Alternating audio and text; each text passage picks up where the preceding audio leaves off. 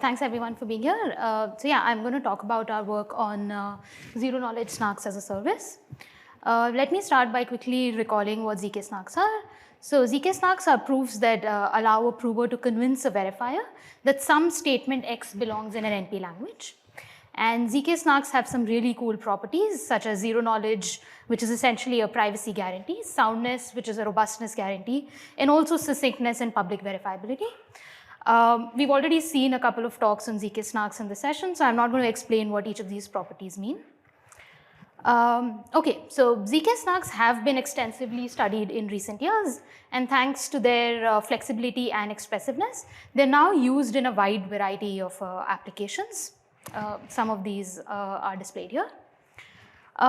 Given their applicability, it comes as no surprise that extensive research has now been dedicated towards trying to improve the efficiency of zk-SNARKs.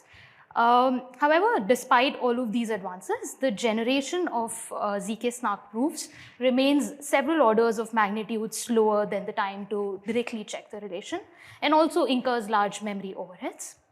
This clearly limits the kind of applications for which you can use zk-SNARKs, and also unfortunately gatekeeps users that don't have access to large machines.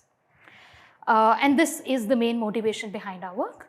But to further explain exactly what problem we address in this work and how we resolve it, let me take a very well-motivated and real-life example, which is Guru's quest to be a supervillain. So Guru is a budding star in the villain community. And we also have the Vicious Six, who are a prolific set of supervillains who recently lost their founder and now are looking for a replacement. Guru looks up to them and wants to convince them that he's a great villain and should be part of the Vicious Six. But of course, because you can't trust anybody in the villain community, Guru doesn't want to reveal the details of all of the despicable acts that he's committed and how they committed.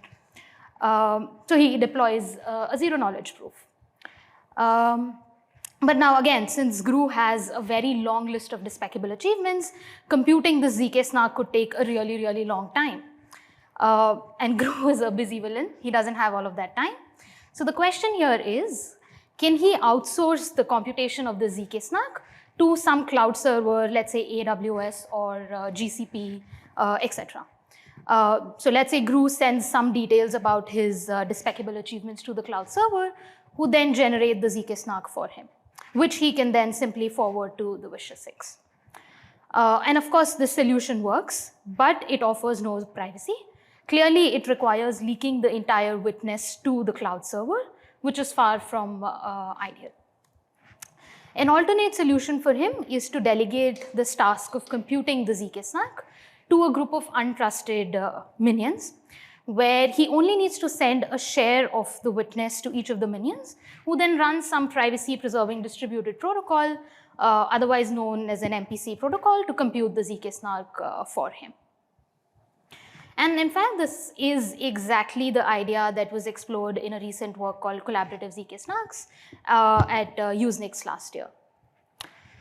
So in this work, the authors proposed a framework to design efficient MPC protocols for computing zk-SNARKs.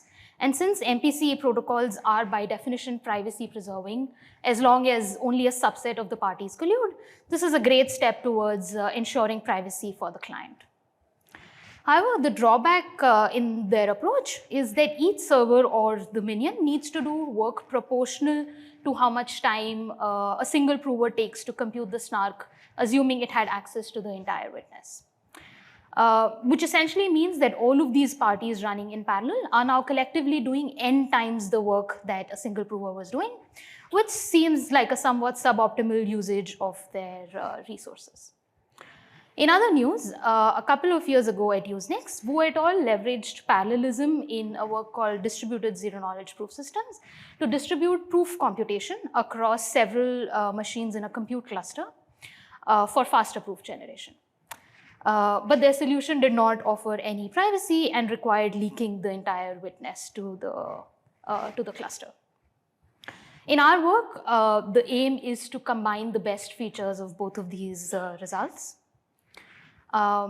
More precisely, the goal of our work is to see if there's a better way to utilize the resources of parties in collaborative zk-SNARKs to enable faster proof generation, but in a privacy-preserving manner. Okay, so just to briefly summarize the main results that we have in this work.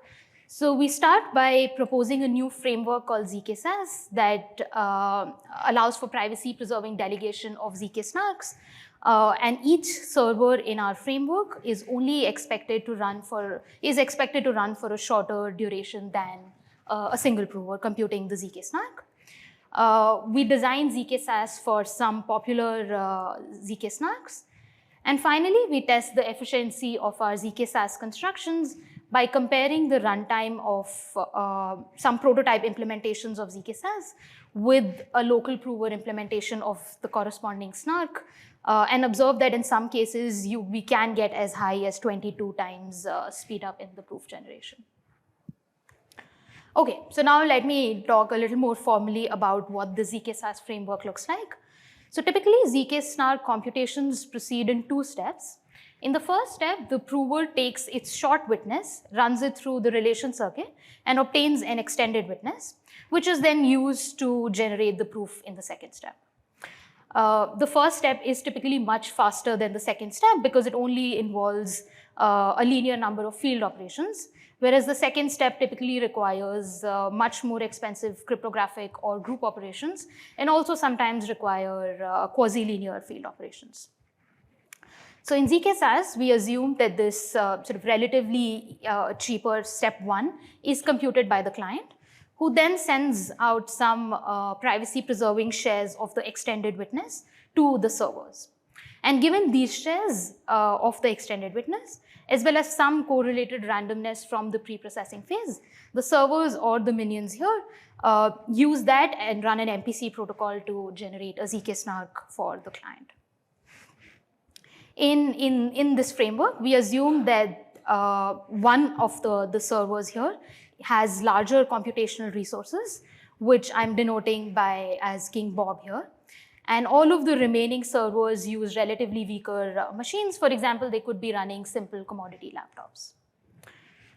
The efficiency requirements from this framework are that all of the cryptographic operations in the computation of zk-SNARKs should be equally divided amongst all of the servers.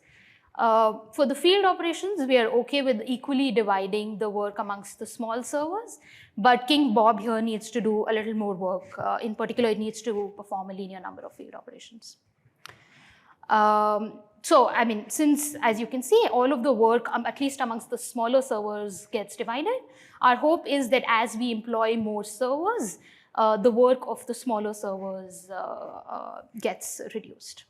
And the privacy requirement here is the same as in any MPC protocol, which is that as long as only a subset of the parties or servers collude here, privacy of the witness's client is ensured. Okay, so just quickly, we envision 2 scenarios in which the zk-SaaS could be useful. The first is to aid users with small devices on which SNARK generations for even, let's say, relatively simpler applications could take an unreasonably long time. And the other scenario that we envision where zk-SaaS could be useful are for significantly larger applications for which zk-SaaS to some extent is currently infeasible even on larger machines. But our hope is that potentially it can be made feasible using zk-SaaS, given the faster proof generation. Okay, so now let me describe how we propose to design zk-SaaS for some common zk-SNARKs. So we follow the general template that was introduced in collaborative zk-SNARKs, which is to first identify some basic building blocks involved in the generation of common zk-SNARKs, and then design custom subprotocols for computing these operations efficiently and in a privacy-preserving distributed manner. And here we want that each of our subprotocols for the different building blocks satisfy the efficiency requirements that we have from zk-SaaS overall. And finally, the final step is to carefully combine these subprotocols to get a zk-SaaS for the corresponding zk-SNARK. Okay, so yeah, as in collaborative zk-SNARKs, in this work, we also focus on designing protocols for 3 popular zk-SNARKs, which is Groth 16, Marlin, and Plonk. And as observed in that work, all of these 3 proof systems use a subset of the following 4 kind of operations. This is just to give you a flavor of what I mean by identifying what kind of operations are used in existing SNARKs. So the first one is MSM, or multi-scalar multiplications, which essentially involves a lot of group exponentiations, which is the most expensive part in the generation of zk-SNARKs. The second is computing partial products, which is essentially saying that given a set of values, you want to compute all possible sort of products of different subsets. The next is FFT, or fast Fourier transform. And then some of these combined with simple addition and multiplication operations are used to perform polynomial multiplications and division. Okay, so I unfortunately won't have time to get into the details of how we design these protocols, but I just want to mention the main tool that we use in the design of zk-SaaS, which is called packed secret sharing. It's an information theoretic primitive. Most of us are familiar with the regular Shamir secret sharing scheme, which can transform any secret into n shares, such that a subset of t of these shares cannot leak or reveal the secret. But this transformation from the secret to the shares incurs an order n overhead because you're going from one value to n shares. Packed secret sharing is essentially an optimized variant that allows transforming a vector of n values into n shares. So at least asymptotically, you don't incur an overhead when you distribute these secrets. But of course, this comes at the cost of a slight reduction in the amount of corruptions you can handle. But aside from that, similar to the regular secret sharing scheme, packed secret sharing also has some very nice linear homomorphic properties, which is very useful in the design of MPC protocols. And in particular, if you're working with SIMD-like functions, which are single instruction, multiple data, the efficiency that you can get when using packed secret sharing to design your distributed protocol depends on how many values you can secret share in one go. So yeah, this is the main tool that we use in the design of zk-SaaS. Before concluding, let me quickly summarize some of our experimental results. So as I had mentioned earlier, we test prototype implementations of zk-SaaS with a local prover implementation of the corresponding SNARK. We do this both for the Groth16 prover and Plonk prover, but here I'm just giving an example for Groth16. So for the local prover, we work with a simple commodity laptop with a single thread CPU and 4 GB RAM. For our zk-SaaS setup, we assume that, we use King Bob that has 96 cores and 128 GB RAM. The weaker servers are even weaker than the local prover with only 2 GB RAM. So for our first set of experiments, we deploy 128 servers, which allows us to secret share 32 values in one go, which is referred to as the packing constant here. The orange line on this graph denotes the time taken by a local prover, and the graph below is the time taken by zk-SaaS. So the first observation that we make is that the weaker servers in zk-SaaS can handle 16 times more constraints or 16 times bigger relation circuits before running out of memory when generating SNARKs. In terms of comparing the runtime, we get approximately 22 times speed up with this kind of setup over the local prover. And just one thing that I want to mention here is that even though I mentioned that when using 128 parties, we're able to secret share 32 values in one go, the speed up that we get is only 22 times. Why not 32 times? And there are some technical reasons for that. One is that the distributed protocol that we designed for FFT doesn't achieve equal division of work. And also the protocol that we designed for MSM doesn't use Pippinger, which is the most commonly used optimized algorithm for MSM computations, in the most optimal way. Please feel free to come talk to me if you want to discuss more details about this. And this is just a very simple experiment to test how the runtime of zk-SaaS varies with the number of servers, and as expected, the runtime, the per party work reduces, but like the overall runtime also goes down because you end up getting more parallelism. Thank you.